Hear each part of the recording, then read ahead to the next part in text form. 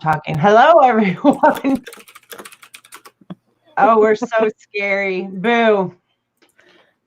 We are Spooky. scary Spooky. folks. How are you doing today, Jamie? Jamie, did you get a notification? Because we're having notification issues, shockingly. I wonder. I gotta remember to not type with this keyboard. This new mechanical keyboard is so loud. And it's Yeah, right it next to my sounds microphone. like when Allie used to type, we used to laugh. Woo, hello, Catnip. How are we doing today? Yeah, catnip. I was I got thinking of you today and about yesterday, but I figured you probably needed a moment, a minute, because I know how those minutes are. Oh no, we're just gonna tell some crazy stories and just hang out. Do you got a crazy story you want to share, Jamie? Do you have ghosts in North Dakota? I mean, with all that snow, the ghosts are like, deuces, I'm out. I ain't staying here. Yeah, Allie used to have a boxing match. We used to laugh so hard. We used to tell her she had like rebar fingers. That was funny. Oh no, I wasn't upset. Allie, you wrote a book. I was like, I fell asleep and I woke up the next day. I'm like, holy smokes, she was serious. They're frozen for 6 months. Yeah. They miss Halloween. Boxing match. That's funny. So right before we went on, I don't know why I remembered this, but when I was little, we had this cat, and believe it or not, its name was Midnight, and it was black, and it was a cute little thing. It was nice and sweet and whatever. Well, apparently, my parents left, some extracurricular activity out, and the cat got hold of it. Well, this cat, I've never seen anything so crazy in my life. This cat was like running crazy through the house and like just like screaming. I mean, it was screaming. It was the weirdest fucking thing. So finally, we get it like put in the kitchen, and you could close the little door in our apartment, and you could hear it like on top of the fridge, knocking shit down. It was like literally climbing the walls with its claws. It was the craziest thing I ever seen. So then we had to call animal control where this kid comes in. It had to be like his first day on the job. And he opens the kitchen door. He's like, I'm fucking going in there. No, no, no, no, no. And he left. And we're like, now what? Like, oh my God, that cat was just horrific. And finally, the kid came back in and finally got it. But oh my God, I've never, like, literally climbing the wall. Like, it went batshit crazy. Oh man. But at least we know it was like all hopped up on something. It just didn't like, flip the switch or whatever. Right. But we did find out that in that apartment, some lady died on the toilet. Oh, lovely. Yeah, so that was sweet. When you find that out, I'm like, well, yeah, that poor cat, exactly. I feel so bad for it, but whoa, I was scared. My dad was scared. My dad ain't scared of nothing. He would be like, whatever. But whoa, yeah, that that cat lost its damn mind. Insanity. Poor kitty. Right? I told Wayne that story. That's why we're not allowed to have cats. He's like, I'm like, it's not. We don't have any extracurricular activities in this house. The cat would be chill. He's like, no, they're crazy and mean, and they do weird stuff. I'm like, that's true, but you know. Hmm. You ever have an animal go off the rails, Awen? No, thankfully, all of the animals we've had. Well, we had a horse that got spooked pretty easily and would rear up for like no reason at all. But that was scary because if that lands on you, you're gonna get hurt bad. Oh yeah, but, that's gonna leave a mark. yeah, yeah. But all my other animals were pretty sane, calm, a little crazy. We had a cat with some it wasn't epilepsy, it was something else, but he had some neurological deficits, we'll say.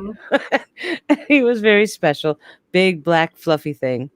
And he was great, but no, they never went crazy. So That was good. But he would bring in mice from outside, but he wouldn't kill them. He would just want to run around the house and play with They them. just want to play with them. Yeah, He yeah. just So, wanted a friend. yep, that was a bit of a problem.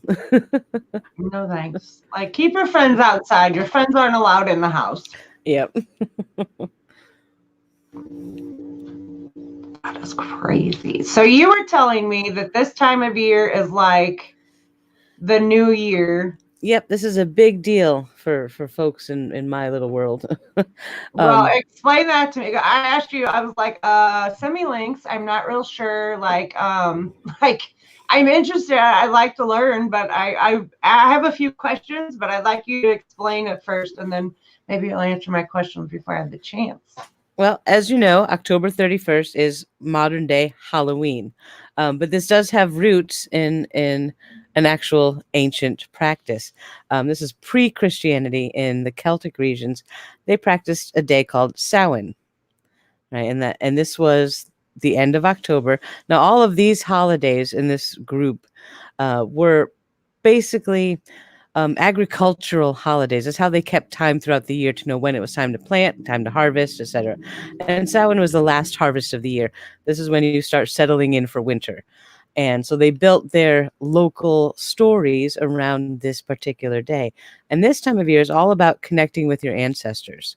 So typically on the full moon before Samhain, you would invite your ancestors who have passed over to come walk with you and re-experience life. You would make their favorite meals and set it out on the table and hope to gain some insight, from having them walk with you for the month. And then at Samhain, you'd light a giant bonfire and send them over to the other side, right? So it's a very ancestral based sort of holiday, but that's where you get a lot of the ghost stories from in modern day, because it was all about calling their spirits to walk with you and then sending them back into the light.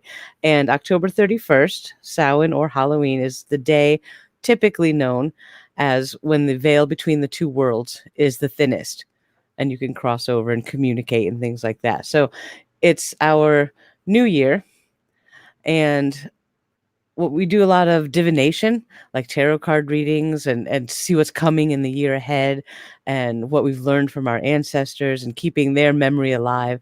So it's not as scary as it may seem, but in some ways it is, because you're calling ghosts to come hang out with you for a month and Right. I weird mean, things what happen. I read didn't seem scary, but the idea of from what I understood, like you said, they set out food for people that have already passed on, and with the intention that they're going to show up. But then I read that whatever wasn't eaten, they did donate or did different things with. So I Mm-hmm. don't know.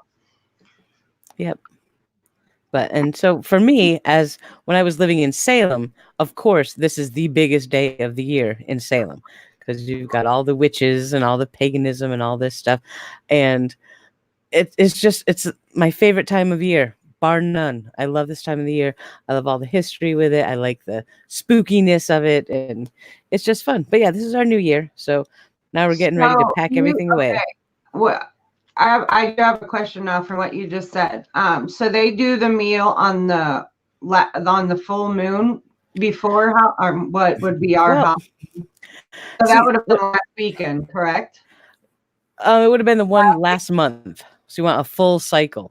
So I about, got you. the closest to this one, the one before that.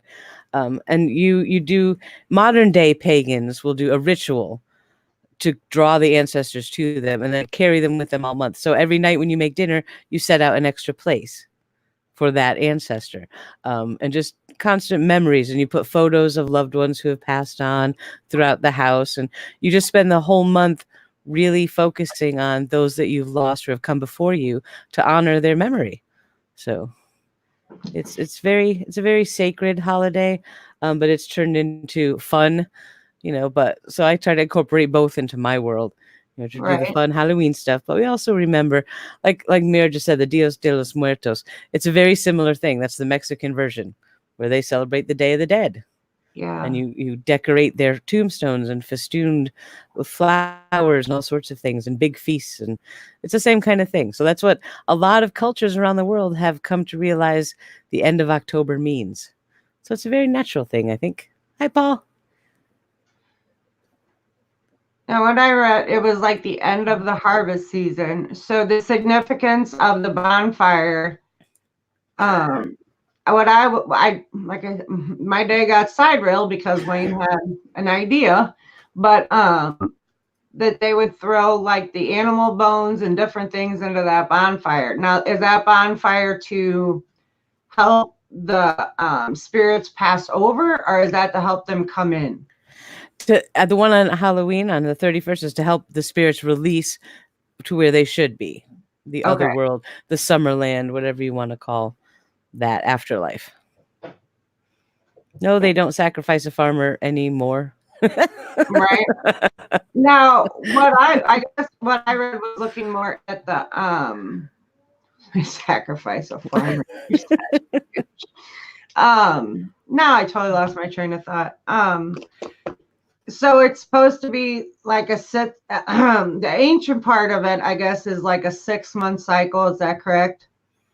Sort of. I mean, the whole Like year is very time in the lifetime based right. on the sun and whatever. The dark half of the year. Now we're entering, well, beginning in midsummer, we start entering the dark half of the year when the days get shorter. Right. And that tells you it's time to stop planting, start harvesting, prepare for winter. And then at Yule or Christmas, then begins the light half of the year, right after that, Imbolc. And then the days start getting longer again. And so that's when, okay, get ready for planting. So it's all agricultural based because that's what their whole society was.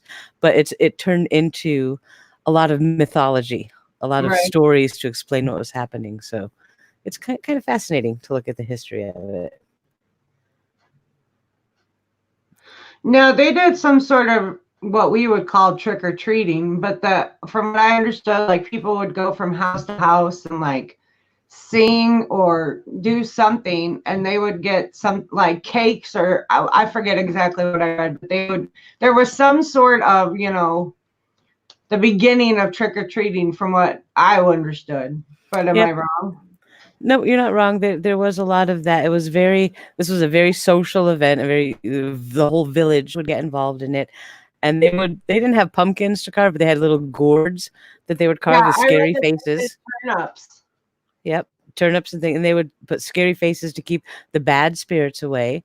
And it's kind of like what we do today, only, with limited resources. They don't have Walmarts and Reese cups and stuff, so.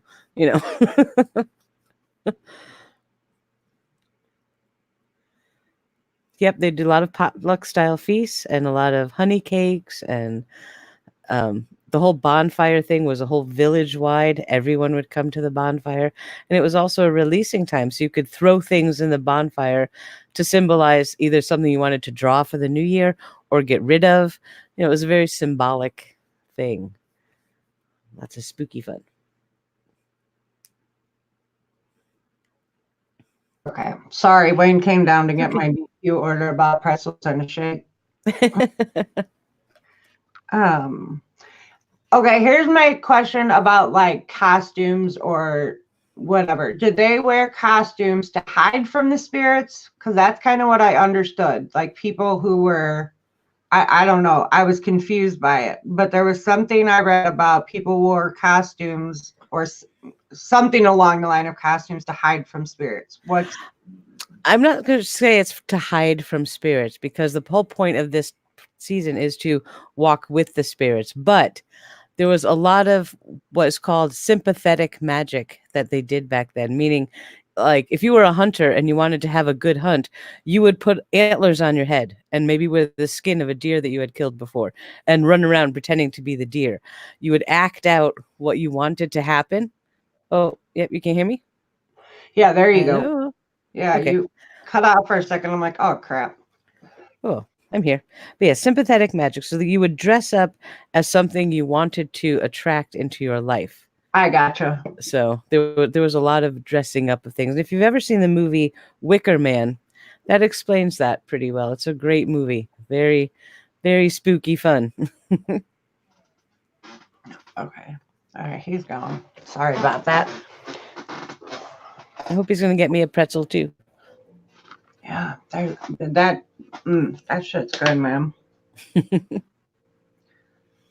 Yes, catnip, the original, only the original. So good. So, in Salem, clearly, like you said, this is a big day, like a big time of year. Do they still do these sorts of same like rituals or events? When we were there, my group, and I'm just going to say the word group for now, we did, it was the year of the tercentenary, which celebrated not celebrated, but memorialized the witch hunts from Old Salem. And we did a giant public circle for Samhain on Halloween at Gallows Hill, where a lot of people were hung and stoned to death for being witches. So we did our Samhain there to honor their memory. And we had Janet Farrar from the UK, who I'm sure you've never heard of, but she's a big deal in the witch society. But she came over from the UK, and we did a big public circle that anyone could come to and join in with, and it was a lot of fun. It was a way to show people, look, this is what it really is. We're not scary, we're honoring ancestors. So that was pretty fantastic. They don't do things quite that big anymore. The big rush, because paganism and witchcraft and Wicca got really, really big around the late 80s, early 90s. And so Salem was the place to be. It's not quite like that anymore. Certainly calmed a lot down, but I still have friends there that have their own witchcraft stores and groups and things. And there's a lot going on, but it's very touristy right now there. It seems very commercialized now. It is. But when I was there, they were filming Hocus Pocus.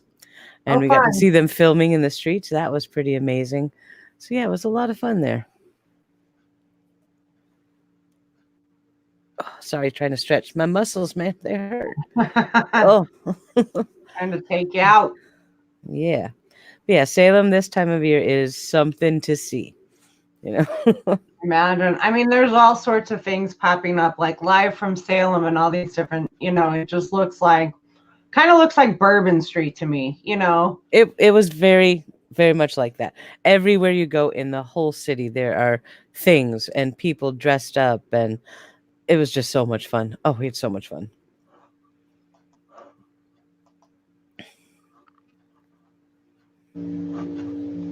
Sorry. What the hell? You okay? Oh, yeah. I've never been better. This thing is telling me stupid shit. Okay, there we go. Sorry. I don't know. I'm trying to think, what else did I read? So I guess Christianity kind of took that over and turned it into our Halloween. Yes. And okay, here's my next question. So I went to Catholic school my whole life. I'm clearly not practicing, not even close. But the day after Halloween in our world was All Saints Day. So it was a holy day. We didn't have to go to school. Mm-hmm. So that was their answer to Halloween. Right. So what does November 1st have a significance to that, or like to all of this other stuff, or no? Not exactly. November 1st for someone who practices Samhain is a day to sleep and recover, because you're usually up all night. So yeah, that's about it. It's like a hangover day. Yep, just like that. That's interesting. Yeah. Yeah, I found it interesting, the things I read, and you could see how trick-or-treating came from. Like, it was certain parts of it were derived from that. Like the jack-o'-lantern thing, when I was reading about, they were made from like turnips and gourds. I'm like, that's so interesting. Yep. So even our modern day interpretation of Halloween is completely based on practices from thousands of years ago. Right. And that's pretty fascinating, that it's persisted in the minds of humanity, that there's something about this time of year. Right. That brings us to feel these things. So it's very cool. Very cool. But yeah, so that's what I do on Samhain. I do a lot of divination work. See what's coming from the new year, honor my ancestors. Sometimes we do a big Samhain circle that night, and once we did midnight margaritas, just like the movie Practical Magic, because why not? Right. To drink margaritas, but it's festive, And it's solemn at some points because you want to honor your ancestors, but it's also festive to celebrate everything that you have to celebrate for the year, because it is the last harvest and you had a great year. So celebrate. So it's quite a big deal in Right. paganism. But I like it. Plus I like anything spooky fun. So sign me up. So can I ask you a personal question? What led you to this, I guess, community? I guess I could call it, maybe. I don't know. I don't want to be rude or whatever. I'm not trying to be rude, but what about these sorts of practices attracted you? Or was this something you were always into? I don't know how to. My mother. Got My mother is not your average mother. She was very into the occult and all sorts of things and studying them. And I grew up with tarot cards all over the house and I Ching coins, all sort of divination tools and books on anything you can imagine. She read every book that's probably ever written. She was just like that. And so when paganism or witchcraft got a foothold, she was like, hey, I know about that stuff. I've read all these books. Let's go check it out. And we went to Salem one year because they had a parade. When Right. witchcraft was getting really big, Salem said, you know what? Let's have a parade to celebrate, this new coming out of witchcraft. So we went up there and there were thousands of people. I could not believe how many people. Of course, we're all dressed up in witchy outfits and robes and hats and, you name it. It was amazing. And we marched through the whole city and singing, the songs that you sing in these types of things, whatever. But at the end of it, my mom was so tired. She sat down on the steps and she was like, I can't walk another step. And this guy came over with flaming red hair and a kilt on. And he was like, do you need some help? And I was like, yes, my mom, she can't walk. We need to find somewhere we can get her some lunch or something. And he showed us to a little restaurant and we went and sat. And I'm talking to him and I'm just like, I know you. I've never met you because I'm not from Salem, but my spirit knew him. And I was like, I need to talk to you more. And so the next weekend, I was living in Boston at the time. I took a train up to Salem by myself, right? And I'm like, I'm going to find this guy. I had no idea who he was or where he could have been from anywhere in the country. But I'm like, I got to go to Salem and find this guy. So I walked around the whole city and I walked into a witchcraft store and he was standing there behind the counter. I'm like, you. And he was like, hey, I know you. I was like, yes, you and I have some business. And that was it. We just hit it off. I started working at his store, in his group with him and teaching. And I don't know, we just had the best, amazing spirit kind of connection, Wow. And that was it. I just walked into it. I was like, yeah, I want to do whatever it is you're doing. You're doing it with me because we're supposed to be together. He's like, all right, cool, do it. And that was it. Interesting. It's funny how life works. It is very funny. Yeah, but it was meant to be. And probably one of the most fun experiences of my life was living and working in Salem. So, and very spooky too. We did a lot of ghosty stuff, which is what we're really here to talk about, huh? Right. Now, what goes on in Salem year round? It's a lot quieter, but a lot of the big, there's 4 main holidays of the year, and we used to do big open circles on the Salem Green right in the middle of town. So there's always that to prepare for. All of the different stores up there, at least when we were there, they all had their own groups and they would do classes and stuff. And there's always something to do if you're into paganism in Salem. And as for shopping, it's a big touristy town. There's lots of history, not witchcraft related, like the House of Seven Gables and just so much history there. So it's a very active touristy place. Lots to do. And the best Thai restaurant I've ever been to is in Salem. So It's just fascinating to me. So when you were there, did you have any sort of like a haunted story or a ghost experience or anything like that? Enough to fill 8 to 10 hours of this live stream. It was so prevalent that we started actually doing ghost hunting before it was cool. Before Ghost Hunters or any of the TV shows, this is what we were doing. And I approach life scientifically. Right. Yeah. I'm not a paranormal type person. I was like, yeah, right. Okay. Show me a ghost and maybe I'll believe it, but I'll come up with 10 explanations of why you saw that thing, Right. So it was very interesting because my partner in crime then, Ron, was very into the paranormal stuff, Yeah. where I was the science. So I was a skeptic and he was the believer, and we would go off and there's some things that I will never ever be able to explain. And sometimes if I think about it too much, all the lights go on in my house and I'm up Right. all night because I'm spooked. But yeah, it was. There's a lot to say because the history there is so rich, and a lot of it is so dark that Yeah. there's just a lot of energy there. And the few houses where we would stay at, like if I stayed with a friend or something, all of them had something going on. So I can't explain that.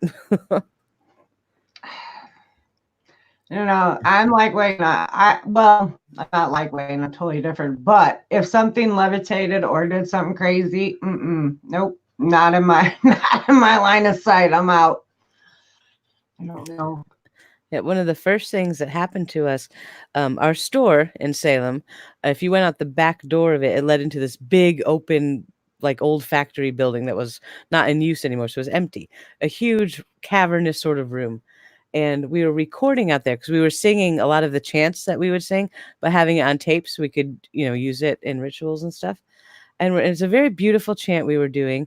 And three of us, perfect harmony. It was gorgeous.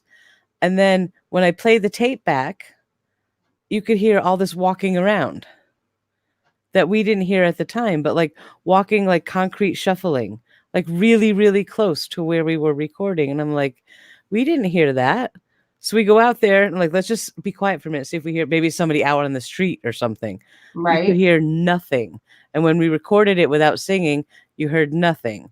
So it's only on that tape. And it was like, all right, this is the EVP before EVPs were cool or something, You didn't need a big fancy machine. Just use your Walkman. Exactly. Yep. Oh my Yeah. goodness. So that was kind of. I didn't go out that door very often after that. Right. Yeah. It's like I don't Been know there, about done this. that. I'm out. Yep. Don't look around because I'm never coming back. Yeah, but the only bathroom that we had was through that door, so that was a problem for me for a while. But Yeah. Kind of sketchy. yep, but I would scare myself silly with that kind of thing. Man, I don't know. I've never had like an experience like that. I've had like I almost want to call them like premonitions, like you just know something and then bam, it's real. Yeah, I don't know. Hmm. Like you just know. And I've had quite a few of those and then just yeah. Do you ever walk into a place and get an instant sort of intuition about the energy of that place? Mm-hmm. It's You know, interesting. the more you trust that, the more accurate it becomes. And that's really, I think, my biggest takeaway from my time in Salem was learning to listen to that and trust it. And because when I would get impressions like that, I'd be like, why do I feel this way? Right. Uh-oh. But then I'd start to maybe get a picture to go with it or a sound in my head to go with it. And if you do enough research, sometimes you can tie that impression to something that actually happened there. Mm-hmm. And then you're like, okay, I'm going to trust this because it's telling me something. And we had a friend in our group who came to us one night at the store and was like, I think I need to move because Ron owned a 3-family house at the time and he had one apartment available. He was like, can I move into your empty apartment? He was like, why? He's like, because I have a ghost. And I'm like, oh, here we go. My eyes are rolling back in my head. I'm like, yeah, right. He's like, no, come to my house and see. And he lived up in a town called Lynn, Massachusetts. So we drove all the way up there and we walk into his house and I'm like, right. And he's like, what? You don't like my house? I'm like, no, it's not personal. I'm not critiquing your decor, Exactly. But I had a dry cough and my chest felt tight. And I'm like, I don't like this. And it smells bad. And he's like what? I was like, do you guys smoke or something? It smelled like smoke. He's like, no. I was like, do you have a fireplace? He said, no. And I'm like, I need to go outside because I felt like I was coughing and it's like, bleh. And I didn't like it. And so I'm sitting outside and Ron's like, you got to come back in. I was like, I can't. It stinks in there. He's like, it does not. I'm like, yeah, it really does. And I feel like it's full of smoke or something. And, we walked around the house. I did go back in and I was just monumentally uncomfortable all I wanted to do was leave. I was like, I'm not being rude because you guys are our friends, but I'm out. I'm just going to go sit outside. I couldn't handle it. So we went to the town hall in Lynn and got some records, and that house had burned down, and there were people that died in the fire. Wow. So I'm like, okay, yeah, your house is haunted. You should move. That Right. was like, You're like, yeah, you people, like, can I get your apartment? Yeah, never mind. yeah. But that was my first ghost hunting experience, and I don't know if I can call that ghost hunting more than running away because I was scared. But but it was very interesting to see that my impressions, not knowing anything, turned out to be accurate. And I think that's true for more people than realize. We just don't listen to that little voice a lot, So Yeah, I do. Like I knew, I don't know, just like my papa died of cancer, and my friend Dan was driving me home that day, and I just like we were driving down 44, and I looked at the clock and it said 2:12, and I'm like, I don't want to go home. He's like, well, where the fuck are we gonna go? Like we're almost to your house. I'm like, I don't want to go home, and sure enough, when I got home, he had died about 10 minutes before we got there. And I'm like, fuck me. Like, it was just the weirdest thing. Like, I just knew. I don't know. See, I have shit like that. Like, I don't know. That shit freaks me out. that happened to my grandmother once. Someone in our family had died, and she had a couple grandfather clocks in the house, and they all stopped at the same time. Mm-hmm. And the next morning, she's like, why are all these damn clocks stopped on the same time? That was the time that family member had died. And Right. it wasn't one clock. It was like 5 or 6 clocks. That's And it was insane. like, all right, and I remember how old I was. I was young, but I was like, nope, I'm out. Right. That was just the creepiest thing ever. My friend Andrea, her mom passed away of breast cancer right after we got out of high school. And she was in the hospital right before, like as she passed overnight. And Andrea was at home, and she said she was sleeping, and like she woke up, but she could hear singing, and she was wide awake, and she's like, the fuck is going on? And then the phone rang like almost instantly. She's like, okay. She's like, I don't know what that was about, but so I don't know. Yep. So the question of, is there an afterlife? Do we believe it? But there's so many instances of things like this where how can you not? My Right. grandmother didn't know the person had died. She didn't stop the clocks on purpose, that it goes from coincidence to something otherworldly. And sometimes you can't overlook it as much as it may scare you. I don't know. I don't know. I don't know. Like even today, like when we were so we went to the Morsemill Hotel today to take pictures or whatever. And like we are walking on the one side of the house, and I was like, damn, like I'm just getting chills. Like I'm not comfortable in that part right there. Just gonna keep trucking. And then like I told you guys a few minutes later, we were standing in one section, and I was telling Wayne about the little girl that's supposed to be in the attic, and my phone went off. Like my phone started taking pictures by itself, and I was like, yep, we're out of here. Yep. I don't know what that was about. It could be explained, I'm sure, but I didn't like it at all. Like I was like, okay, because I like literally in mid sentence talking about her, and I was like, yep, we got to roll, brother. We're out of here. That's a good sign to leave. Yeah. Yeah. That's weird. I'm like, I thought they were gonna stay in the house. Like they're not supposed to come out here. Yep. And I would love to take a practical scientific approach and be like, there's no proof at all that there are ghosts.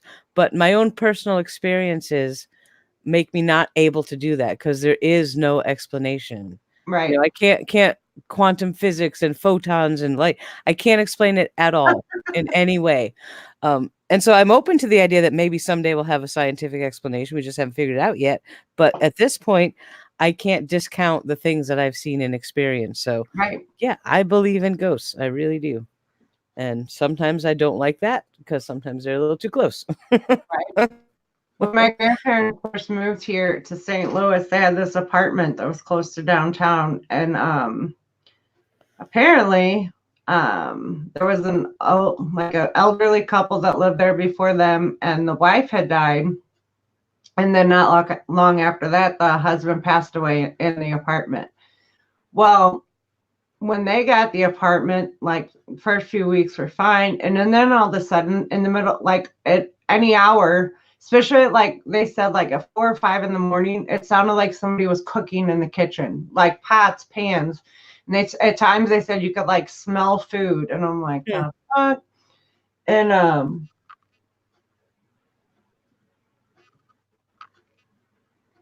the light just came on out there. That's fucking weird.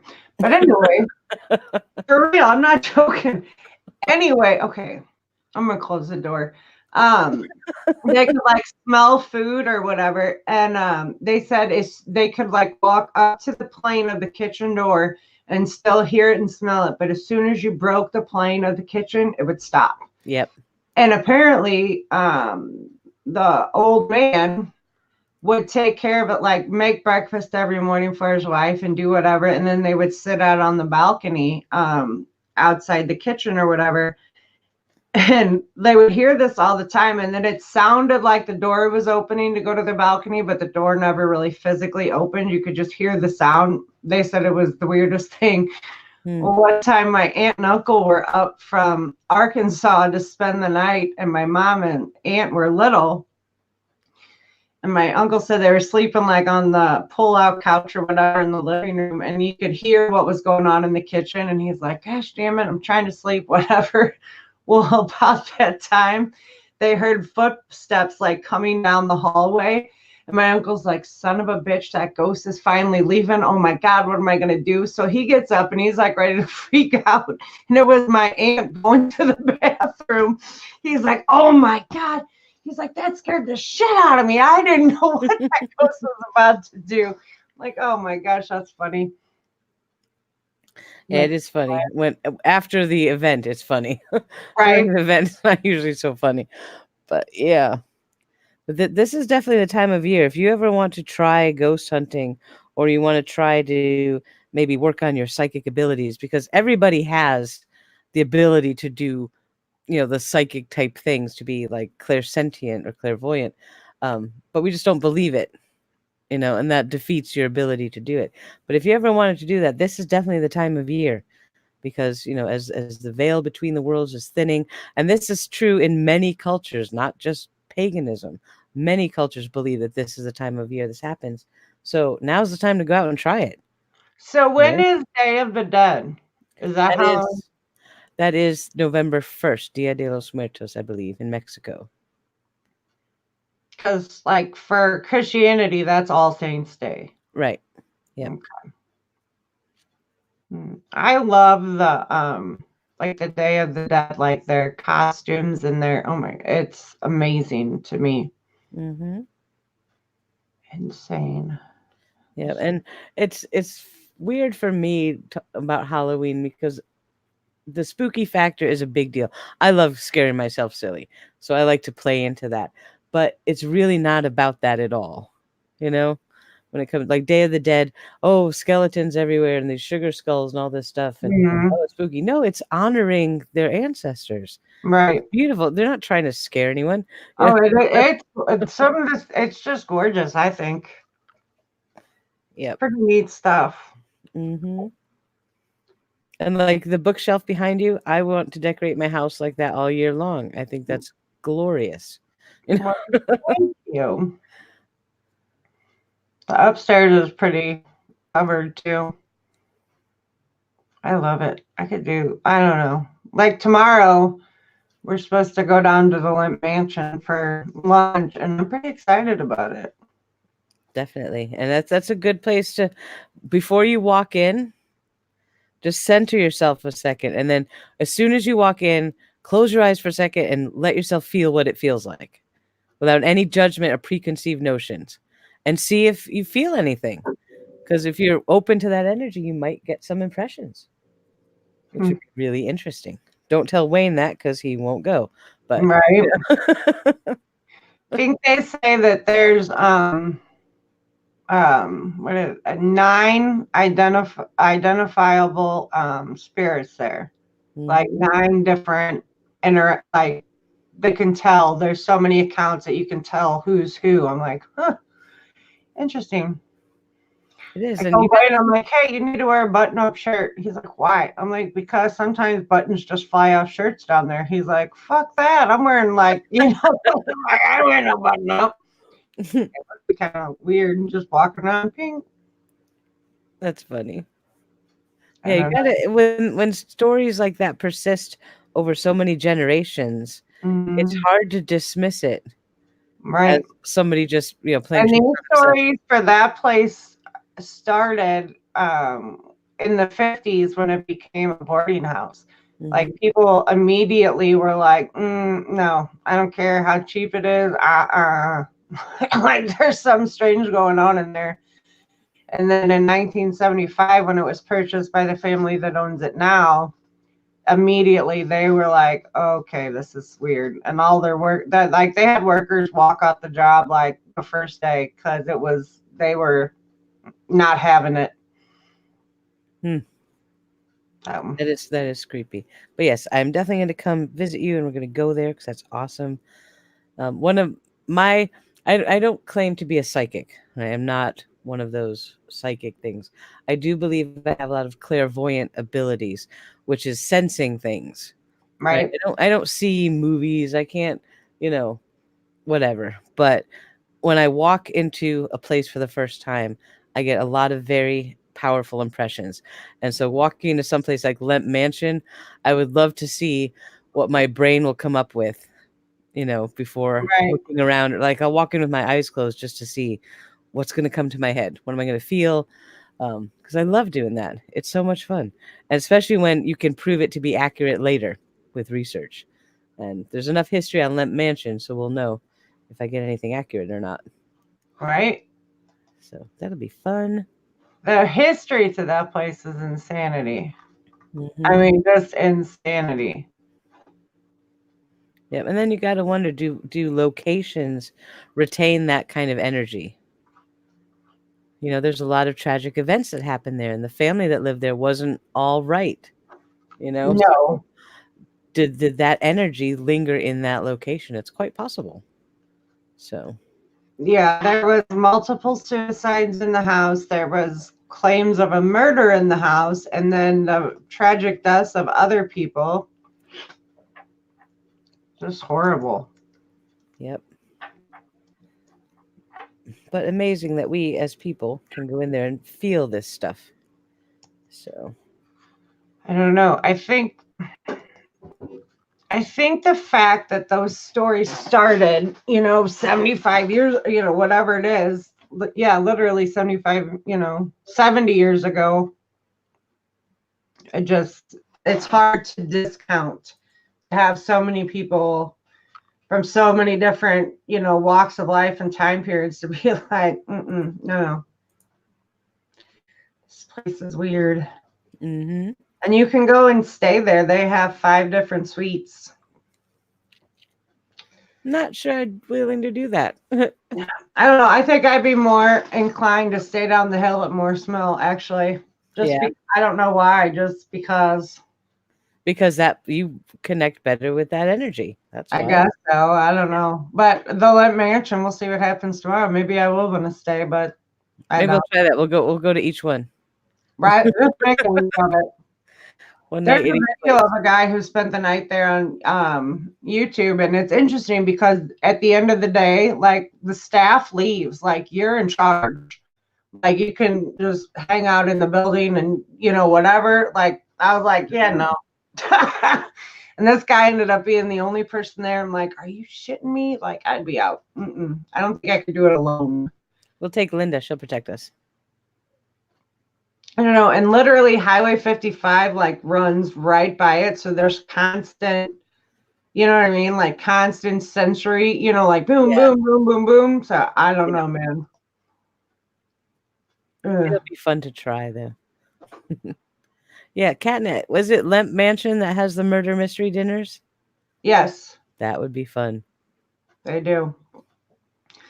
And they have some of the caves are still underneath it that you can go down. This time of year, they have the haunted house down there. So I don't know.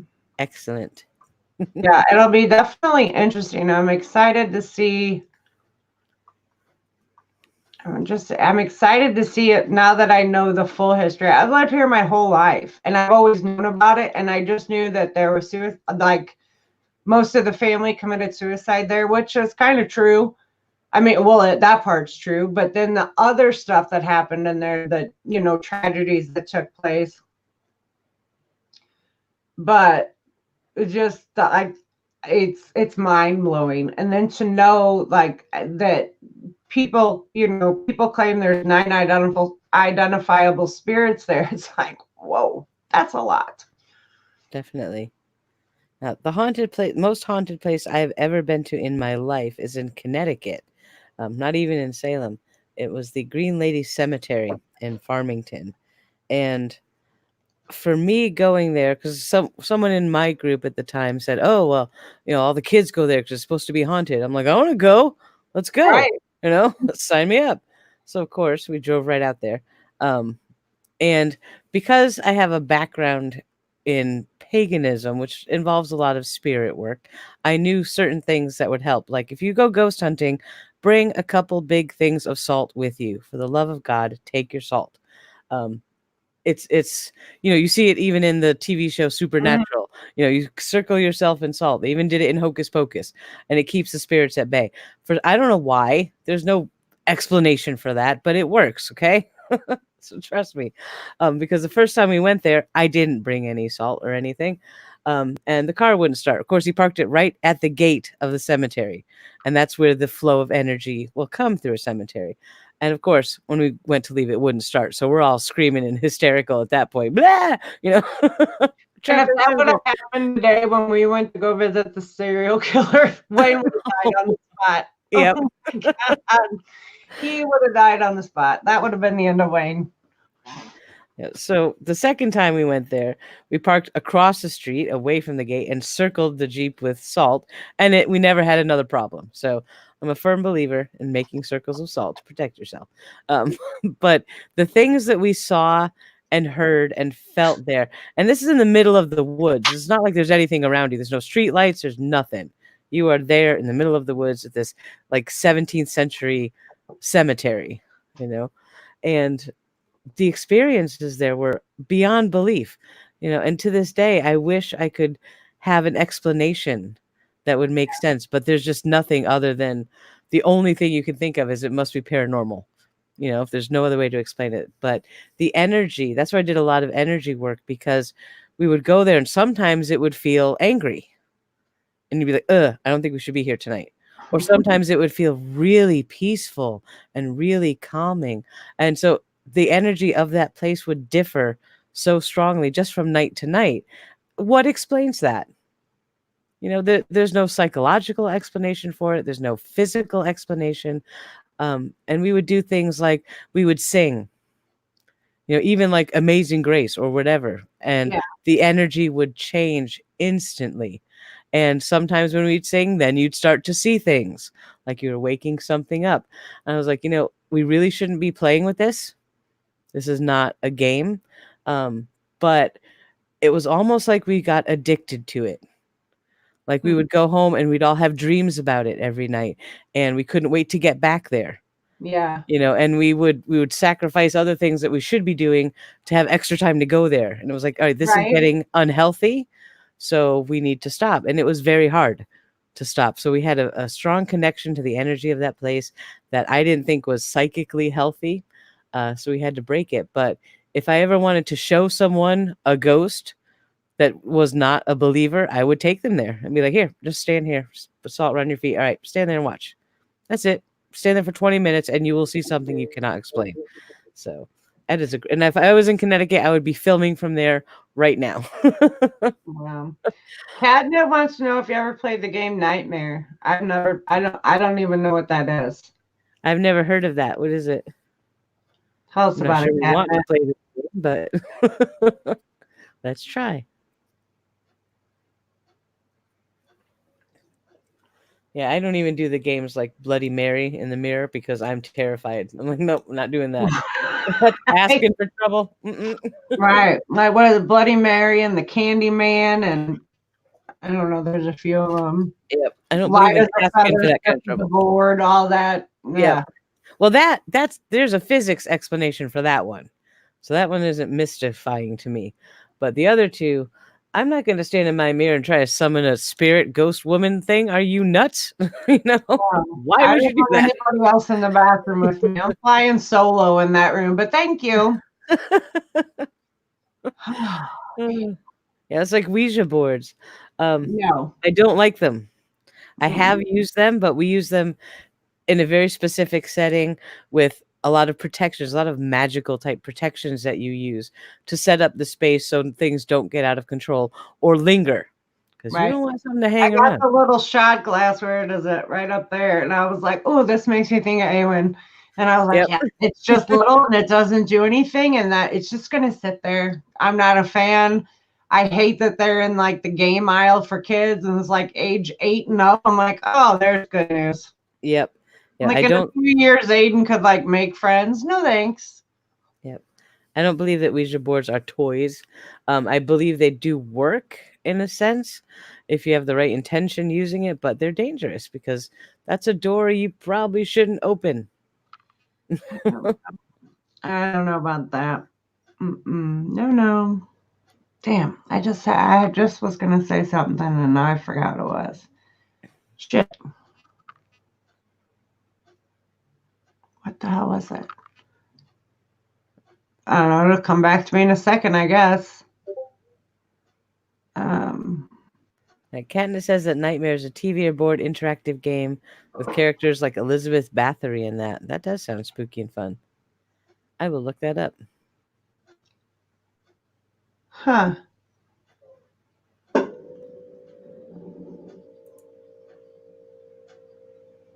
Interesting.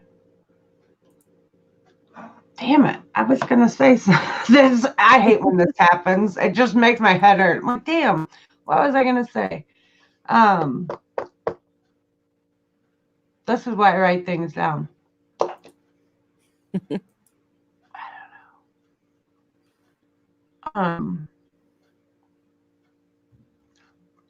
It's gone. It'll come back later. So, oh, I know what I was gonna say. It's back. Did your kids ever do anything interesting, like make you wonder what they were doing? You mean like spooky wise kind of a thing? Yes.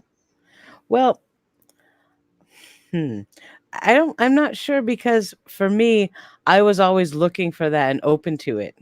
Yeah. So it didn't surprise me when they did things like I know when I was little, my parents would fight all the time because my mother was into this kind of stuff and the phone would ring. Now, this was back in the day when phones were tied to the wall, Right. rotary phones, no such thing as caller ID, back in the 70s. And the phone would ring and be like, oh, that's grandma. And my mother would answer the phone. She'd be like, hi, Mom. How'd you know it was me? And I would, or grandma's coming over. She's bringing donuts. And Mom, oh, no, she's not. Come on. And 5 minutes later, she knocked on the door with a box of Dunkin' Donuts. It's like, how did you know this? And I would do that all the time. To me, it was perfectly normal. I had no reason to think it wasn't normal. Right. But whenever that happened, my dad would start yelling, stop her from doing that witchy stuff. And I'm not having no witch in this house. Yeah, exactly. So that was a thing. And that kind of, once I realized that, I said, oh, I can't do this. This isn't good. And so I turned it off. But with my kids, I don't think they ever really did that sort of thing. But if they had, it wouldn't have been a shock or a surprise. But my daughter, she was really little, maybe 5 or 6 years old. I gave her some clay to play with, and she was making little things out of clay. And I was doing something on the computer. She walked up to me and said, here, Mommy, I made you these 2 little, like, shrunken heads with feathers sticking out the top. Like real, they look like shrunken heads like you see in movies and stuff. And I'm like, are you serious? Like only my kid would make shrunken heads. For you. No, honey. Oh, I thought it was great. I was like, make me some more. These are awesome. Right, but still, that would be like, what the hell? Yeah, I was like, why did you even get that in your head that you would make a shrunken head at 5 years old out of clay? So that's my Maggie. She's pretty special. Yep. When Gavin was little, he was 2, and one of our good friends passed away suddenly from a heart attack at the age of 29. And he used to always come to our house, and we'd hang out in the kitchen, and we'd like play cards all night, poker, whatever, or just hang out in there for dinner. Like, he was always there. Well, Gavin, when he would get up in the morning, we had this like tree thing in the kitchen or whatever. He would go to that tree and just sit by it and like babble to it, like, Huh. blah, blah, blah, blah, blah, blah, blah. And I'm like, the fuck is he talking to the tree for? You know? Huh. But it was like a daily thing. Like, he had to go do it, and then he was like, walk away. And I'm like, okay, Gavin's talking to a tree. Like, I don't know what's going on, but it was just weird. I don't know. That's awesome. It happened enough to where I noticed, like, and it was weird to me. Well, I want to talk to him about that because my evolution from witchcraft turned into druidism. So now if you say, what religion am I would answer that I'm a druid. And certainly talking to trees is the druid thing to do. So Gavin and I got to talk. To some trees. Gavin's always been into ghost and paranormal stuff for his whole life. Like, when he was little, like, he could watch all that stuff and it would not freak him out. Right, because it might be normal to him. He's definitely a cool cat, man. He can do some stuff. But when he used to talk to that tree, I'd be like, Wayne, I think he's talking to Dave. Like, I swear to God, I think he is. Like, it was right after Dave died, he started it, and it lasted probably a couple months, and then it died off. I'm like, whoa, this is weird. I don't know. Austin never did anything weird like that. But Gavin sure did. That's pretty cool. Yeah, that's weird to me. I mean, not weird in a bad way. It was just like, whoa. It's not normal. Yes. Exactly. Like, okay, what exactly are you doing? And, the first couple times didn't even pay attention. Like, he's just doing his weird toddler stuff, but no, it was like it was the first place he went in the mornings. It was weird. Oh, shit. Jamie, you won't get arrested if you just pull a piece of like mistletoe out of your pocket and be like, I'm a druid. Then they'll leave you alone. You're fine. Public drunkenness, no doubt. I don't know. It's bizarre. I don't know. Catnet, do you have any ghost stories? Anything interesting, weird? Who has haunted stuff by them? That's what I want to know. Who has what? Like haunted places and like, I just want to visit all of these things. Well, there's a little hotel here in downtown Fort Worth that is very haunted. It was on one of the ghosty shows, I think Ghost Adventures. And my daughter got to go there on a field trip. And she does believe it is haunted after her field trip. So that's a place I need to go check out. How do you go there on a field trip? Are they what are they trying to do to the kids? I can't imagine why they would go there on a field trip, but they did. And I'm like, I want to go. Sanatorium in Dunsight, North Dakota. My grandpa on my dad's side, he worked at one of the state hospitals here in Missouri, and it was, the insane asylum, really. And he said that like he didn't work like with patients or whatever. He like worked in the offices. And he said that even you would get like weird stuff going on in the offices. He said maybe from people that passed away there or whatever. He's like, just weird shit would happen in the offices. He's like, I never like to stay there by myself, like work late or whatever. He was like, nope, ain't doing it. He said it was uncomfortable and like things would, be rearranged, like, and just weird stuff. I was like, yeah, no, I'm good. And now one of the city hospital downtown, not far from Busch Stadium, they renovated it and they're making it, they're like little condos now. I'm like, no, no way, not even close. I think they're doing that to part of the Limp Mansion too. They're trying to make one of the towers of the Limp, complex into condos. That would be interesting. There's a haunted Canadian map you can do. Oh, so they just lead you from place to place? Huh. But Canadians are so polite. I bet the ghosts would be too. They'd be like, "Oh, we don't want to make noise because we can't scare anybody. So that's not Right? nice." I'm telling you, I want to move to Canada anyway. I'm Mm. about tired here. That would be cool. Yeah, find that. The sanatorium.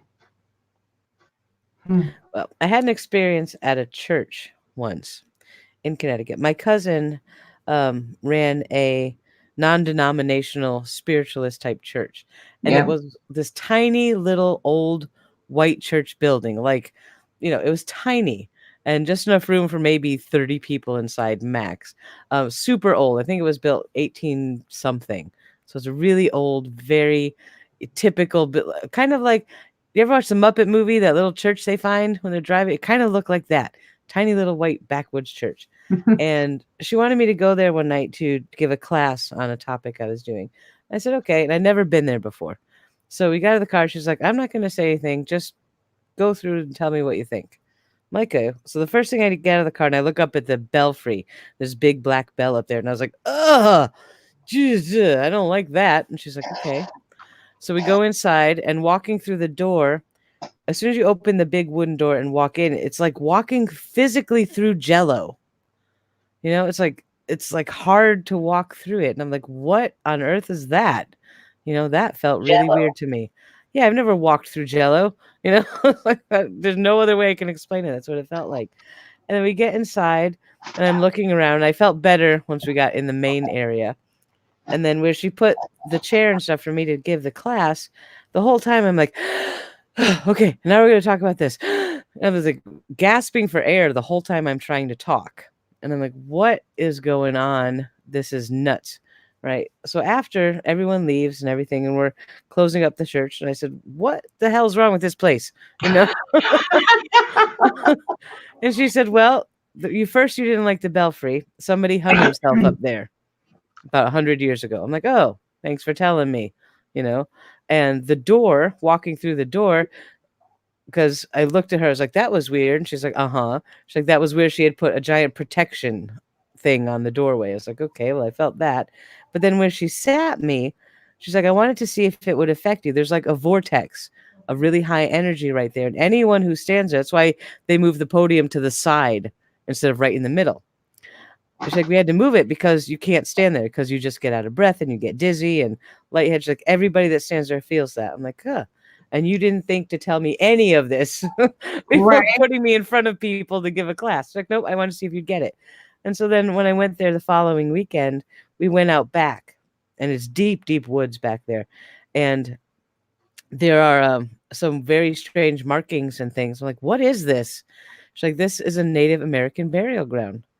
There were a lot of tribes in Connecticut way, way, way back when, and this was one of their burial grounds. And the church was built here because when the religious people started moving in, they wanted to build churches and holy sites abutting all of these burial grounds to try to counteract the negative evil spirits that they thought were coming from the Indian native peoples. And so that's why they built this church here. I'm like, oh, that's not good. Like, no wonder you got some problems.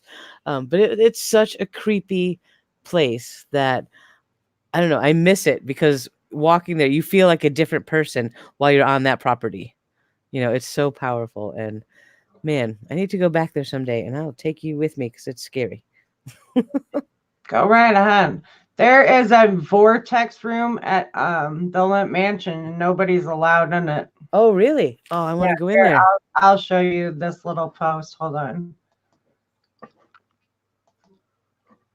That would be definitely cool to see.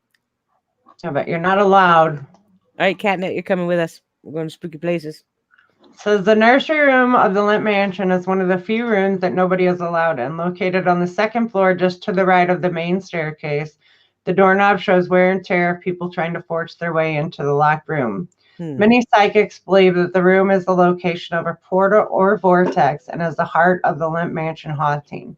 No matter what time of year, you can always stick your hand next to the keyhole, and find extremely cold air.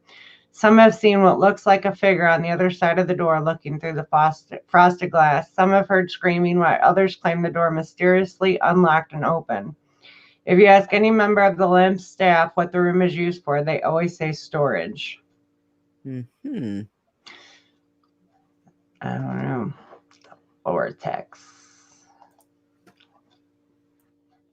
There's a creek that runs behind Randy's house, and that, when we take the 4-wheelers and stuff down there. And years ago, what the creek is now was all, cobblestones or whatever, and like the Wells Fargo, like horse and buggies would come through there, and there was heavy Indian presence in Jefferson County, and they still, Randy and his kids, forever. He's lived there since 2010, and they would find stuff all the time. The kids, his daughter just found an arrowhead. I think it was last week. They were down in the creek, so it's pretty cool to find all that stuff. Definitely cool. Yeah, unfortunately, arrowheads, you can't use a metal detector because they're stone. But right. Yeah, I had an uncle who was very into the Native American local stuff where we lived in Connecticut, and he had quite a collection of them that he had found himself. So yeah, it was pretty amazing. I don't know. Apparently, the tribes that were in this part of Jefferson County were not friendly. They were extremely violent. So people out here have found like all kinds of interesting, like tool looking things, or like weapons. I don't know. It's very interesting. So, Jamie, have you found any bones? Because that would be interesting. Right. And if I ever found like bone, like a human bone, that freaked the fuck I'd be done. Yeah. Well, part of the basement. I could talk about murder and all the other things we talk about. I could talk about this stuff, but like, I don't know. Like James said, his friends building the house, like you scoop up something and there's a body. No, I'm out. Good luck to you. Hope everything goes well with your new house. I can't stay. Part of the basement in my mother's house is actually dirt. They never poured concrete on this small section of it. And I've always, even when we first moved in as a little kid, I wanted to go dig in there because I was sure something's in there. But I never could get the courage to do it because I would get so spooked in that basement. I still, to this day, I cannot go into my mother's basement because it scares me like crazy, and I have no idea why. We didn't grow up with ghosts in the house or anything like that, but that basement will freak me out 6 ways from Sunday. But one of these days, before my mother sells the house, I'm like, you know what? Have it excavated. I have got to know if there's anything buried in there. She's like, no, I'm not doing that because I don't want to know. I was like, but if you're leaving, who cares? She's like, because then I'll know that we had skeletons in our basement for all these years. Like, I don't care. I want to know. But she won't do it. I'm like, all right, I'm going to do it. I'm going. She's like, there's such thing as too much information. We are good with what we know. Yeah, but she said she'd have a hard time selling it if they actually did find a skeleton. I'm like, I guess you got a point. We don't got to tell anyone. It would actually be a selling point. Yeah, with some people, sell it to the right crowd. Yep. Yeah, but they assumed they were cattle. Yeah. Assumed they were cattle. Curious. Well, cattle don't have arrowheads, so, Yeah, ground penetrating radar thing. That would be awesome. Yeah, that would be cool. If we had unlimited funds and we could get some cool toys and we could change the world. Yeah, well, there are a couple of ghost hunting groups here in DFW, and I think maybe as I progress along my fitness journey, I may contact one of them and be like, can I come play with you guys? I think cool. I would just have so much fun doing that. So yeah, we have the St. Louis Paranormal Society. St. Louis is just over 200 years old. There's a lot of stuff, a lot of history here. So they can tell all kinds of stories. And then they have ghost tours for downtown and stuff, but they seem so cheesy. I'm not trying to be ugly, but it's just kind of like, there's this, there's that, there's this. And that's, what I mean? I'm like, no, just tell me something. Yep. Buff. Salem does that this time of year. They have walking ghost tours Mm-hmm. where people will dress up and carry candles and take you to some of the more haunted locations in town. And it is kind of cheesy because it's touristy, but some of the places they take you are really scary. So Yeah. I was like, all right, this is a good ghost tour. I've been on some really dumb ones, but this one scared me, so I like it. Right. And that's just it. I get like the tourist trap stuff, but it's like if I'm gonna go, I wanna leave there feeling like my money was well spent and I enjoyed Yep, it. I don't know. It's definitely. weird. Yeah. I don't know, but there's a lot of like paranormal stuff. Like I said, the Paranormal Society, we have a couple.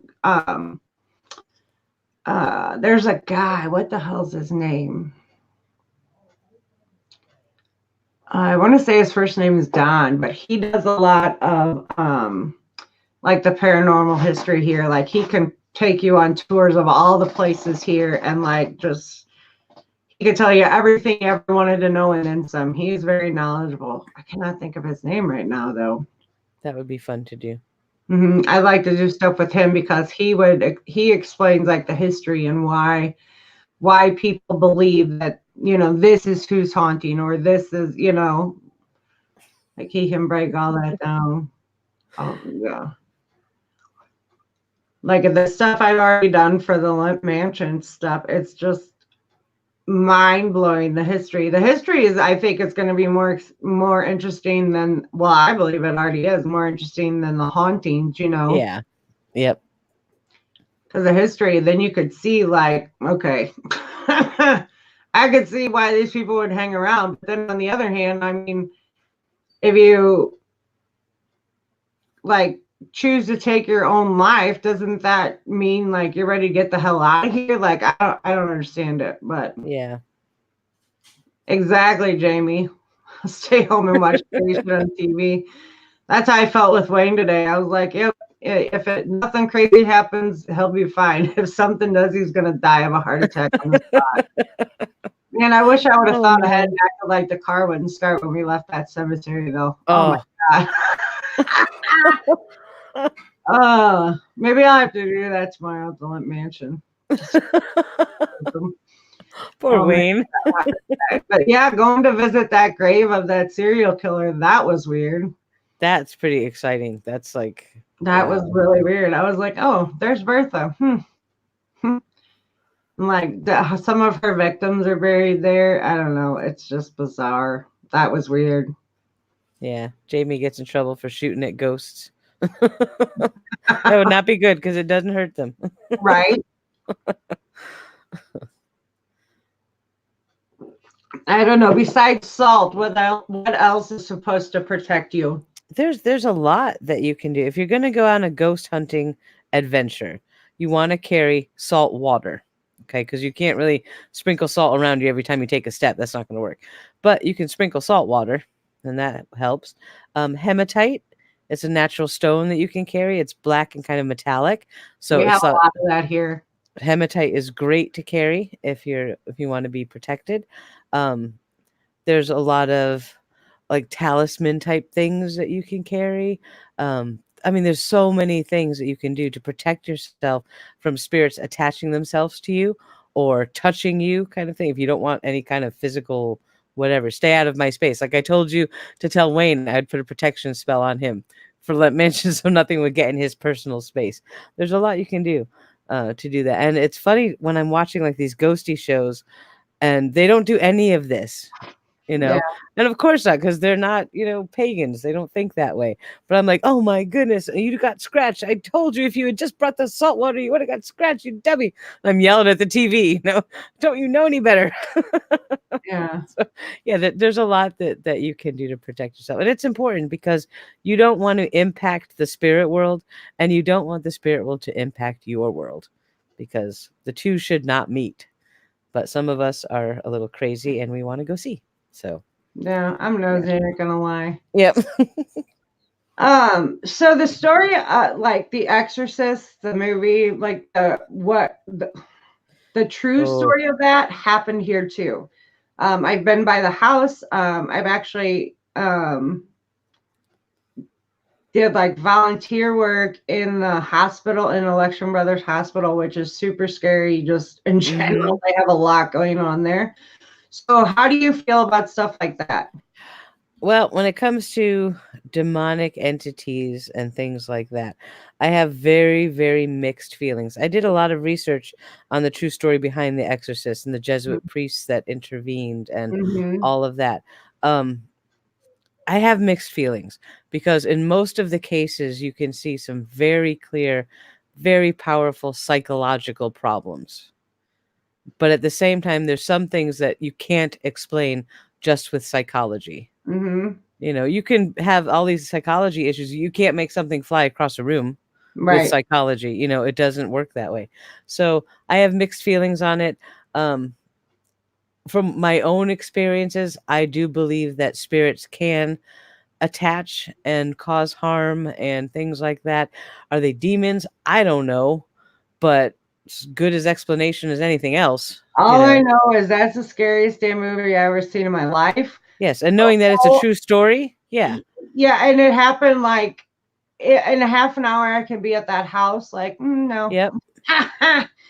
And like Saint Election Brothers Hospital is just like this very old, like it just looks creepy, and you walk and it's just it's been it's been hell 20 years. Oh my god, that's hard to say. It's been 20 years since I did the stuff down there, but it was just like it's very uncomfortable in there just in general. And I don't know, that movie scares the shit out of me. The whole idea of it scares the shit out of me. Not a fan. Like, remember when I posted that picture of those pins? I'm like, who in their right mind thought this was a good idea? Oh, I was so aggravated at Gavin. He points them out in the store, like, man, look. I'm like, you asshole. I don't know. Like, I can't, like, it makes me nervous just thinking about it. Like, I don't know. That whole idea, that movie, that story. What do they call him? Rolando. Yep. Yeah, that story, if you to follow the real story behind The Exorcist, is fascinating. And there's actually some newer interviews that were done with some of the priests involved at the Jesuit school, and they talk about it quite frankly. And I was surprised that they're not trying to hide it. They're like, yeah, this is what happened. It's fascinating, and it is terrifying. It really, really is. And I've encountered some what I would call negative entities, negative spirits that felt, if you're going to classify anything as demonic, that's what it felt like. Like they wanted to do me harm. Yeah. And it was like, get out of here now, you know? Now, the So, Rolando, they come from Connecticut. Is that right? I think so. They came from Connecticut to here. I don't know. Bleh. Amy says he believes in reincarnation. Do you? Yes, I do. I think I do too. Shittiest horror movie you've ever seen. Oh God. Most of them. Right? Like, I only get scared by very cerebral type scary movies. You know, they have to, I don't like the jump scares and the gore. That doesn't do it for me. yeah, But a psychological thriller like will very get me. suspenseful, like whatever. Oh yeah. Yep. That's more up my alley too. What about you, Jamie? What's your shittiest one? Douche. Oh God. Shocker. I don't even know what that is. Hold on one second. Sorry. Dave just came through with a plate of food, and I'm like, food? Food? I like food. I know. I'm waiting on our pencils. I'm like, damn, dude. He has to pass the Morrison Hotel to get to Dairy Queen. He's probably like, no, I ain't going back today. Yeah, I can't even think of my favorite horror movie. I've watched a lot of horror movies, but I can't think of any that really stick out in my mind as, oh, that was so scary. I don't know. When the Paranormal Activity movies came out, I liked the first one. And then we went and saw the second one in the movie theater, and that was funny, like, because it had just come out, and Austin went with us. So it was me, Wayne, and Austin, and we're sitting there, and you could like the people were fucking funny. They're like, "Oh my god," and like in the second one, they did like this really cool thing with the kitchen when all the drawers and cabinets opened at the same time. Mm, That shit made me jump, like, because I didn't see that coming at all. yep. But at the end, when she walks in, and this guy in the front goes, "Oh, motherfucker." Like, and everybody starts laughing, and like there's crazy shit on the screen. I'm like, this is the best place to watch a movie. I don't even know what happened through half of it because these people are just funny. Yeah. But the sound was just like, oh, like here we go again, the bitch is back. I think my favorite was A Haunting in Connecticut, and there's several versions of this movie. But the reason I like it because it was in the town over from me, and our next door neighbor was the cousin or something of the Snedeker family that lived there. But it happened when I was in high school, so we would all go down to this house, and because it was in the news, local news, right, long before it was a movie. So y'all heard about it, because you went to high school with other people that lived around there, and it was fascinating because like, oh, let's go see that haunted house, which is right across the street from a giant cemetery. So that just lend credence to it. And plus it used to be a funeral home. It's like, of course it's haunted, so that was fascinating. But the other side of it were the fact that Ed and Lorraine Warren were involved in that. And I knew them. I met them through my cousin's church. And that, man, we could do a whole live stream just on Ed and Lorraine Warren. Lorraine has just passed recently, so rest in peace, Lorraine. But that's a whole, when you get into the paranormal societies of Connecticut, you get involved with the Warrens, and there's some amazing stories those people have had. Sorry, they're both gone now. But yeah, that one was, to see that made into a movie was crazy. Because like, oh my god, I know that house. Oh, I know that street. Oh, I've been there. Right. That makes it a little spookier. You can say that you've been there. Exactly. I guess that's how I feel about The Exorcist. Like, it's so close, and it was like that was some creepy ass shit. Like, I don't know. Austin said the scariest movie he's ever seen is The Conjuring. Him and Madison went and saw it in the movie theater, and when he came home, he's like, "Do not turn the lights out. Yep. Don't make weird noises. Like, screw that." Like, that screwed him up. It was bad. That's a real case, and that's another real case that the Warrens were in. I told him before they went, I'm like, that's true. That's based on a true story. He's like, oh, it can't be that bad. No, then. it is. He's thinking like it's going to be cheap. Yeah. You know what I mean?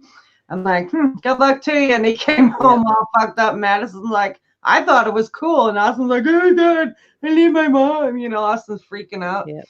Like, the Warrens were handling cases like that in the 70s, long before any ghost huntery TV shows were even thought of. But yeah, they handled all that kind of stuff. So they have a museum where they've collected all these haunted items that they deem aren't safe, to be out, and they have a whole museum where you can go see them. And I'm like, I don't need to go there and be in proximity to these things. But they allegedly have the Annabelle doll and things like that. So no, I was so pissed off when I found out the kid down the road is called Annabelle. I'm like, are you shitting me right now? Yeah. Do not call her like Jane. Yeah. Son of a bitch. Yep. Yeah, Jamie, I have seen some videos of young children who have very vivid memories of what they call their previous life. And yeah, that's that one. And there was another one about a kid who he said he lived on a little island. I think it was off Ireland or something. Yep, I remember that one. That little boy. There's a handful. Well, there's more than a handful, but I've watched a good handful, maybe two of these stories, and it's how do they know? You know what I mean? Like, how do they know? Well, there's a lot of things that say children are naturally more in touch with their own psychic awareness and abilities, but as parents, we kind of groom it out of them. That's not normal. Don't do that. Or don't say that. Or you can't see ghosts. That's silly. No such thing as ghosts. Whereas if we just left them alone, they would develop their own abilities without social sort of pressures. Yeah, that's it, Jamie, the Blue House kid. Yep. I don't know. That stuff is interesting. It really is.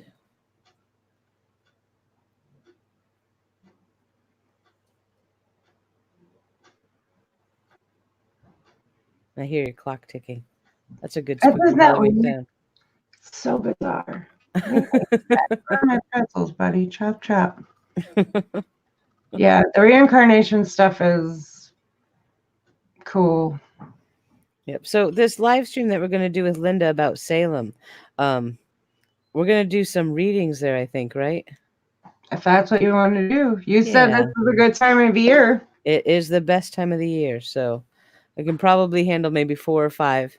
But after that, I'll need a break. But so if you want to get a New Year's Witchy Poo Halloween reading, we'll be doing that with Linda because it's always fun with Linda. Yeah. So Catnip thinks her imaginary friends are actually ghosts. I think so. My Austin's best friend Nick, when he was little, he had an imaginary friend. He was like 3 or 4, and he was always playing with him, all, like every day. And finally, his mom was like, "Nick, what's your friend's name?" And he was like, "Kenny," and she was like, "Huh." So she's like, "Well, what do you and Kenny do?" And he's blabbing on all the shit they play or whatever. And finally, she's like, "What does Kenny look like?" And he's like, "Oh, he looks a lot like Dad." Well, Steve's brother Kenny died jumping, like they were jumping into like creeks and stuff as kids. Well, he died as a teenager, and Nick was playing with him apparently. I'm like, the fuck? Like, I don't know. I was like, yep, okay. Nick's seen some weird shit, but like, I don't know. It's just, there's too many things that happen for things to be discounted so quickly. You know what I mean? Like, Yep. too many people have moments where you're like, hold up. Mm-hmm. Yep. Spending time on the road or being stuck in all that damn snow. I don't think I ever had an imaginary friend. If I did, it's not one I remember. I didn't, but I remember when I was little, we could walk to school like in kindergarten by ourselves. Yeah, that's how we were. That's how the world was. And I remember walking to school. It was kind of a short walk, maybe 4 blocks. But there were, I know Jamie's going to love this one, but there were certain trees on my walk that I would talk to as I was walking and like have real conversations with.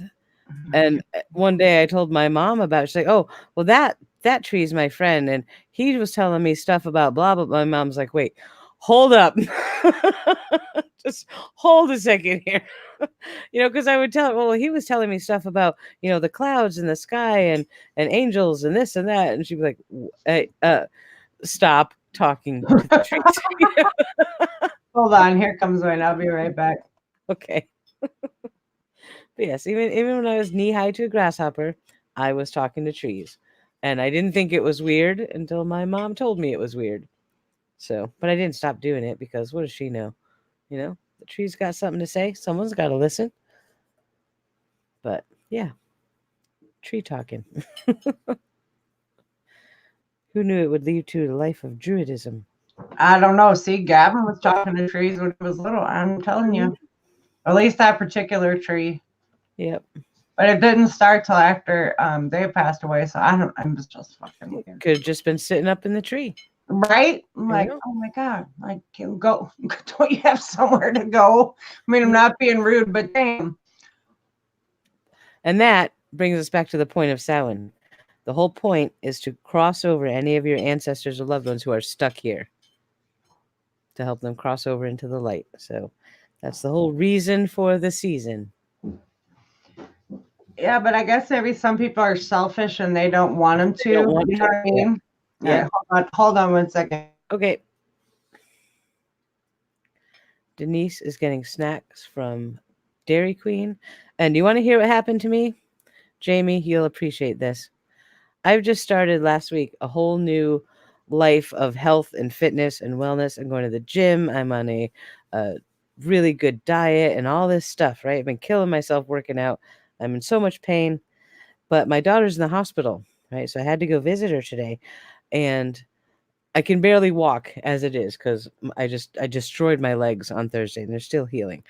But I'm like, I'm going to the hospital to see my daughter because that's my baby and I need to see her.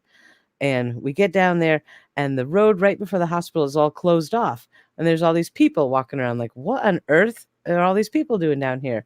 There must be something going on. And we're kind of near the stockyards. I thought maybe there's a special thing going on at the stockyards. And I look down the street when it's closed off, and the whole street, you can see like a whole mile down the street, is nothing but tents. And I'm like, what? It's a food festival, the giant Fort Worth Food Festival. And I'm like, are you kidding me right now, universe? I just start this whole big diet plan, and you're going to put a food festival right outside the building I have to go to? I was so displeased. It wasn't even funny. But the worst part was I knew that I couldn't walk down the road. Even if I wanted to go to this food festival, I just could not do it. My legs were like, nah, we're not doing that. So it was like a blessing in disguise. Because if my legs had been fine, I would have been down there looking for snacks because some of the most amazing stuff is there. But so it worked out that I couldn't go, which was good because I don't need to do that and show up for training on Tuesday and have gained 10 pounds. But I wanted to go, and I was mad that I couldn't go, but I was glad that I couldn't go because I didn't want to go, but I wanted to go. So I had a lot of inner turmoil over this event today. I was very unhappy. Oh. But you could have sent Dave to get you a bunch of stuff. You had other options, and you chose not to take them, which I think is really cool. And a lot of that is because I'm doing the series on YouTube, and I paid all this money for a personal trainer. I'm not going to squander that by having a stupid snack. You know what I mean? Right. Food is just not worth that. So doing the series is helping me stay accountable. Having the trainer, because I can't waste that money. Why pay $1,500 for a trainer and then turn around and gorge on stupid street snacks, So I made the right choice, but it was just such a weird, like, F you, I was like, God damn. Well, let me ask you this. Had it been, 2 weeks ago, would you have made it a point to get in there? Yes. Because remember, at that point, my legs wouldn't have been shattered to the point they are. So I could have walked at least a good portion of it. And why not if I wasn't dieting? So I would have, if I had known about it, So, yeah, I probably would have. So I definitely chose. I mean, it's amazing how quickly your, I guess your priorities have changed. I think that's really cool. I'm not proud. Because there's a lot of things I want to do. Huh? There's so many things I want to do that I can't do right now. I want to come see you and go ghost hunting. I want to meet up with Paul, and we're going to go do all kinds of fun stuff. I want to go to the big Sofa Squad meetup next year. I need to be able to walk, and I need to be able to do things. So it's time to get my butt in gear. Yeah. So I'm doing it. But you know what I did do today? On the way home, I was like, I feel bad because I want a treat now. I didn't get to have a treat at the food festival. So we stopped at Walmart, and there's these ice creams called Skinny Cow. Mm-hmm. It's 110 calories for this big cookie ice cream sandwich. And it's like, I'm going to have one of those, and I'm going to be so happy because they're actually really, really good. They have candy, too, and they have these little turtle candies. Holy crap. They're so good. I'll have to look for those. But so I got myself a Skinny Cow ice cream sandwich. And I'm going to eat that later and be like, yes, I win. I got ice cream, bitches. Yeah, I don't usually get the diet candy because they're made with maltitol and sugar alcohols, which I will be in the bathroom for a week. I did that once with a bag of sugar-free peanut butter cups, and I will never forget that. Mm-mm. The human body. Any kind and check it out. All I know is they're good. Their ice cream is fantastic. It's rich and creamy like Ben and Jerry's, it's so good. I can't believe it's 110 calories. So, but I'm going to eat that and be happy. Right on. Yeah. All right, kid. Well, we've been here an hour and a half. So, man, we talked about a lot of stuff. That went by fast. It usually does once we get on a roll. Right. All right. Well, I guess we'll call it a night. I'm going to have my shake, and it's 10:30 now. I get to go watch something spooky and make sure I still got Wayne on the hook for the Limp Mansion tomorrow. Yes, definitely. I'm going to find a nice spooky Halloween movie. I know. Now bed, eat my ice cream. Yeah, me too. But let's go have our ice cream. Let's do that. Right on. All right. Well, everybody have a good night, and we will see you later. Bye, everybody.